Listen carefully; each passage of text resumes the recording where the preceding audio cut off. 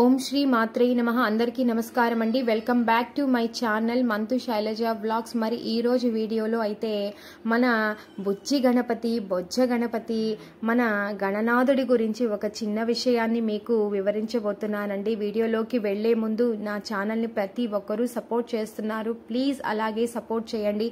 ఇంకా మీ ముందుకు మంచి మంచి వీడియోస్ని తీసుకొని వస్తాను. Please like, share, subscribe my channel అండి. ఓకే అండి. ఓం గం గణాధిపతయే నమః. ఏమండి, మనము ఏ పూజ ప్రారంభించాలన్నా మన వినాయకుడిని పూజించి కానీ ఆ పూజ ప్రారంభం చేయము. ఎందుకంటే ఆయన గణాధిపత్యము పొందినటువంటి ఒక దేవుడండి. ఎందుకంటే ఏ పూజ చేయండి, ఏ వాహనము కొనండి, ఎటువంటి పని తలపెట్టాలన్నా ముందు ఆయన ఆశీస్సులు ఉంటే తదుపరి ఎటువంటి ఆటంకాలు కలగకుండా మన పని పూర్తవుతుందని మనకు నమ్మకం అండి. నమ్మకం ఏంటండి? అంతే. మీరు ఏ పూజ తలపెట్టినా మన పసుపు వినాయకుడిని పెట్టి పూజించి కానీ ఆ మిగతా పూజని ప్రారంభించరు. చూడండి, పండుగలలో కూడా మొదట మన విఘ్నేశ్వరుడి పండుగే వస్తుంది. మనము అత్యుత్సాహంగా జరుపుకునేటటువంటి పండుగలలో ఒక పండుగ వినాయక చవితి అండి.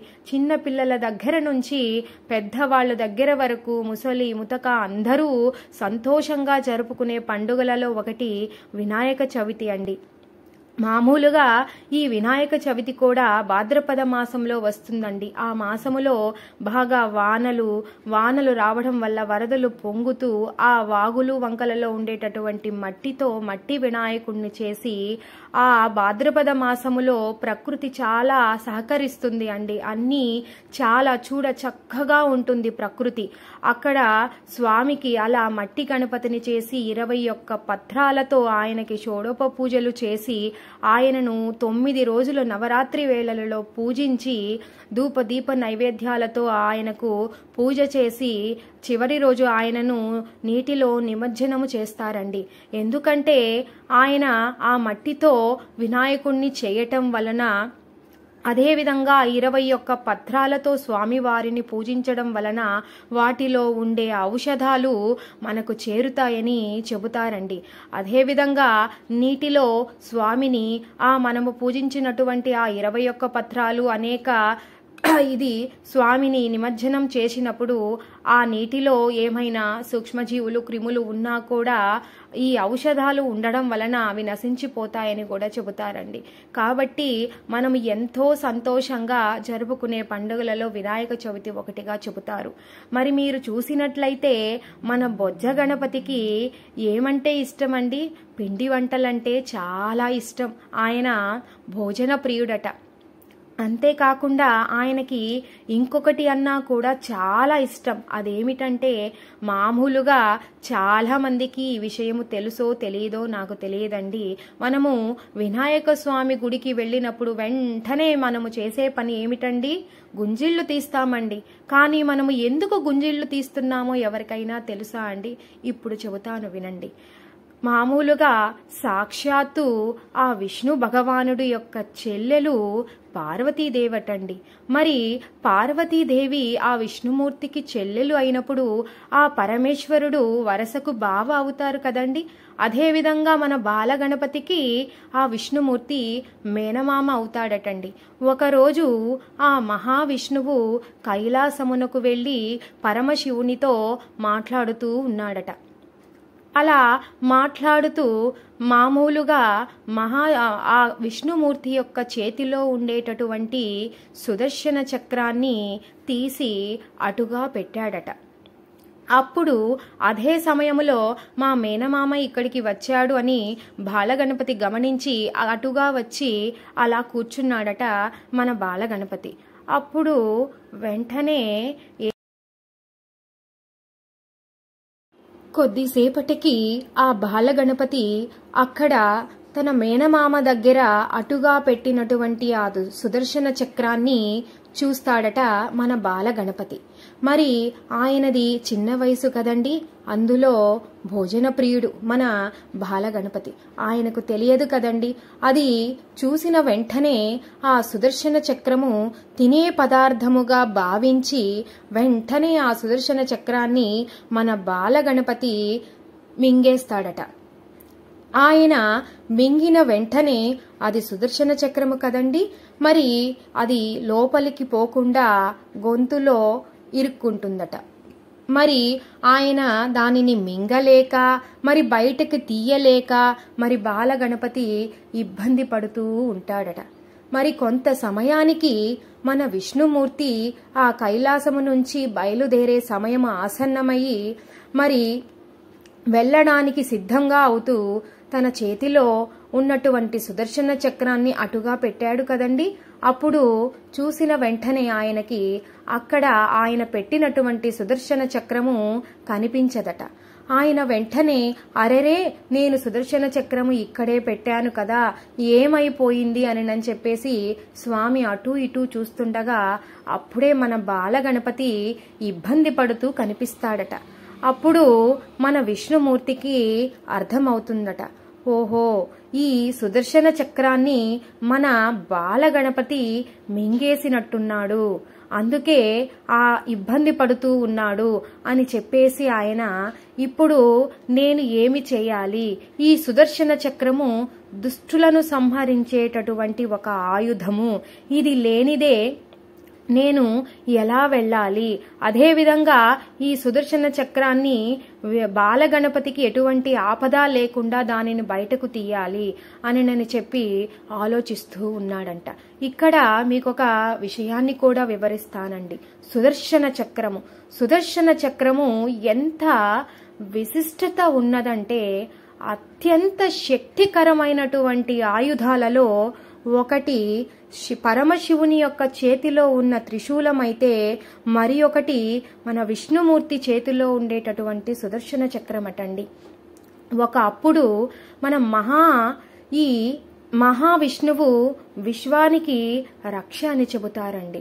మరి అప్పుడు భక్తులకు ఏమైనా వ్యతిరేకంగా వచ్చేటటువంటి విపత్తులను ఎదుర్కోవడానికి ఒక అద్భుతమైనటువంటి ఒక శక్తివంతమైనటువంటి ఆయుధం గురించి మన మహావిష్ణువు వేచి చూశాడట.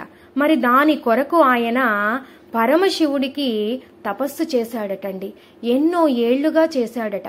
మొదట శివుడు మామూలుగా మైమరచి ధ్యానంలో ఉన్నప్పటికీ మన మహావిష్ణువు ఆయన తీవ్రంగా తపస్సు చేయడం వలన ఆయన మహాశివుడు కనులు తెరిచి ఆయన తపస్సుకు మెచ్చి ఆయన ఆలోచన విధానం నుంచి ఒక గొప్ప శక్తి కలిగినటువంటి సుదర్శన చక్రాన్ని ఆయుధంగా చేసి మన మహావిష్ణువుకి ఇస్తాడటండి.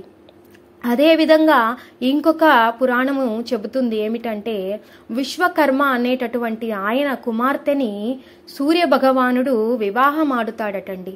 మరి ఆయన సూర్యుడంటే ఎక్కువ తేజస్సు కలిగిన వాడు కదండి, అత్యంత తేజస్సు కలిగిన వాడు కాబట్టి ఆయన భార్య ఆ తేజస్సు వల్ల ఆయన దగ్గరికి వెళ్ళలేకపోతుందట. అప్పుడు ఆ విశ్వకర్మ తన కూతురుని సూర్యుడి దగ్గరకు పంపించేందుకు ఆయన యొక్క తేజస్సును తగ్గించి దానితో ఒక ఆయుధాన్ని సృష్టించి సుదర్శన చక్రాన్ని సృష్టించాడని పండితులు చెబుతున్నారండి. మరి అంతటి శక్తివంతమైనది ఈ సుదర్శన చక్రము. ఈ సుదర్శన చక్రము ఒక్కసారి శత్రువును వధించి కానీ వెనుకకు తిరిగి రాదట.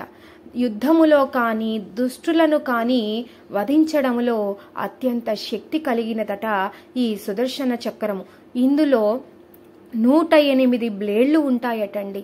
ఈ సుదర్శన చక్రము ఒక సెకనుకు మిలియన్ల యోజనాలు తిరుగుతుందట. ఒక యోజనము అంటే 8 కిలోమీటర్లు. మనము కళ్ళు మూసి కళ్ళు తెరిచే లోపల ఈ వేల మిలియన్ల యోజనాలు తిరిగి వస్తుందట. అంతటి శక్తి కలిగినటువంటిదట సుదర్శన చక్రము. మరి అటువంటి సుదర్శన చక్రాన్ని, అంతేకాకుండా సుదర్శన చక్రానికి నీతి, న్యాయము, తెలివి, స్థిరత్వము ఇవన్నీ కూడా కలిగేటట్టు వరాన్ని ఇచ్చారట. మరి అంత శక్తివంతమైనటువంటి ఆయుధాన్ని మన విష్ణుమూర్తి తిరిగి పొందాలి కదండి. మరి ఏవేవో ప్రయత్నాలు చేస్తూ మెల్లగా నవ్వించసాగాడట మన బాలగణపతిని. ఆయన అప్పుడు విష్ణుమూర్తి నవ్విస్తూ ఉండగా సరే అని చెప్పేసి ఆయన ఎడమ చేతిని కుడి చెవి పట్టుకొని, కుడి చేతిని ఈ ఎడమ చెవికి పట్టుకొని గుంజిళ్ళు తీయడం అంటే అలా కూర్చొని లేస్తూ ఇలా చేయసాగాడట మహావిష్ణువు.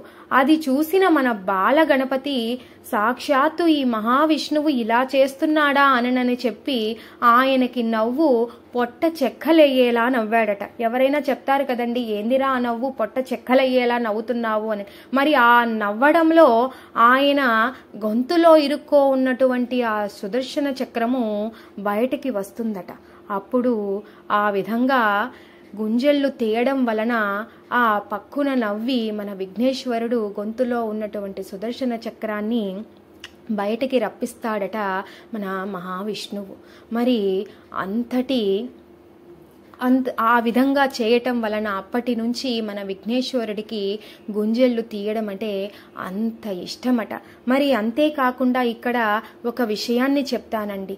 సుదర్శన చక్రము అత్యంత శక్తివైనది. ఎవరు పడితే వారు దానిని తాకలేరు, దానిని మోయలేరు. అటువంటి సుదర్శన చక్రాన్ని మన బాలగణపతి అవలీలగా తీసుకొని తినేశాడు కదండి. ఎంత శక్తిమంతుడో చూడండి మన బాలగణపతి. అందుకే ఇంకొకటి కూడా చెప్తారండి, మన విఘ్నేశ్వరుని పూజించడం వలన బుద్ధి సిద్ధి రెండూ కలుగుతాయి. ముఖ్యంగా పిల్లలకి అండి చదువు వస్తుంది, చదువుతో పాటు సద్బుద్ధి పెరుగుతుంది. సంపద ఉండొచ్చు అండి, కానీ ఆ సంపద ధర్మబద్ధంగా ఉండాలి, న్యాయబద్ధంగా ఉండాలి. దానిని న్యాయబద్ధంగా సంపాదించుకోవాలి, ఒకరి దగ్గర నుంచి లాక్కోకూడదు. మనది అనుకున్నది ఎవరి దగ్గరికి వెళ్ళినా మన దగ్గరికి వస్తుందండి. మనది కానిది మన దగ్గర ఉన్నా వేరొకరి దగ్గరికి వెళ్ళిపోతుంది. కాబట్టి విఘ్నేశ్వరుడి పూజ కూడా అతి ముఖ్యముగా చేసుకోవాలండి. ఆయన కటాక్షము ఉంటే ఏ పని అయినా కూడా సవ్యంగా జరుగుతుందని మన పురాణాలే చెబుతున్నాయి. కాబట్టి మీ ఇంట్లో పిల్లలకి కూడా ఈ కథను వివరించి విఘ్నేశ్వరుడి గురించి చెప్పండి. ఓం నమో వెంకటేశాయ.